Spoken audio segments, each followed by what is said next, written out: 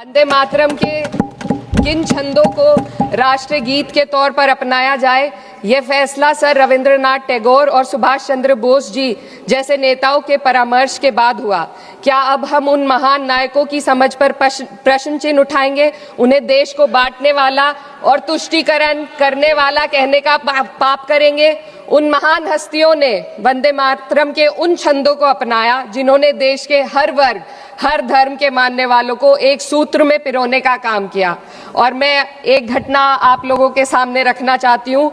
वर्ष 1998 में उत्तर प्रदेश सरकार के मंत्री रविंदर शुक्ला जी ने स्कूलों में राष्ट्रीय गीत को गाना अनिवार्य कर दिया था, लेकिन तब के तत्कालीन प्रधानमंत्री अटल बिहारी वाजपेयी जी ने, जो उस समय लखनऊ के दौरे पर थे, उत्तर प्रदेश सरकार के इस फैसले पर नाराजगी जताई और यूपी सरकार ने राष्ट्रीय गीत को अनिवार्य करने वाले मंत्री को बर्खास्त कर दिया था। अब मैं सत्ता पक्ष से सवाल करना चाहूंगी।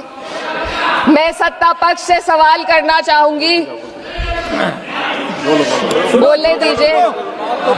मैं सत्ता पक्ष से सवाल करना चाहूंगी कि जो विजन आजादी के समय के लोगों का था, राष्ट्रीय गीत को स्वेच्छा पर छोड़ने का, उसी का अनुसरण माननीय अटल बिहारी वाजपेयी जी ने किया, तो क्या वे भी मुस्लिम तुष्टीकरण कर रहे थे?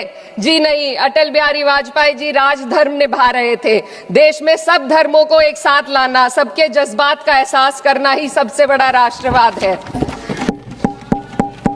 माननीय अध्यक्ष महोदय, आज हमें वंदे मातरम के असली भाव को समझना जरूरी है।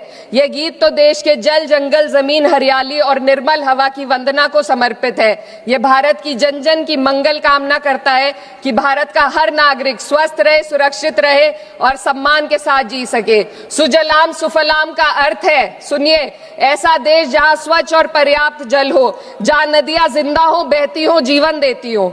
अध्यक्ष महोदय, लेकिन अब जरा यमुना का हाल देखिए।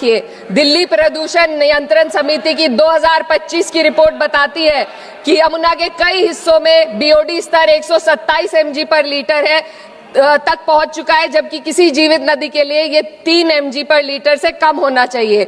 ये सिर्फ नदी का संकट नहीं है, ये किसान का संकट है। नमामि गंगे के नाम पर हजारों करोड़ रुपए खर्च हो गए, लेकिन सच्चाई ये है कि आज भी गंगा और यमुना के किनारे किसान मजबूरी में उसी जहरीली पानी से खेती कर रहा है। वही जहर अनाज में उतरता है और वही जहर किसान की जिंदगी को धीरे धीरे खत्म कर देता है। अध्यक्ष महोदय, जब पानी जहर हो जाएगा। लखनऊ की हर बड़ी हलचल, अपराध की सच्ची खबरें, द लखनऊ टाइम्स, सबसे तेज, सबसे सही।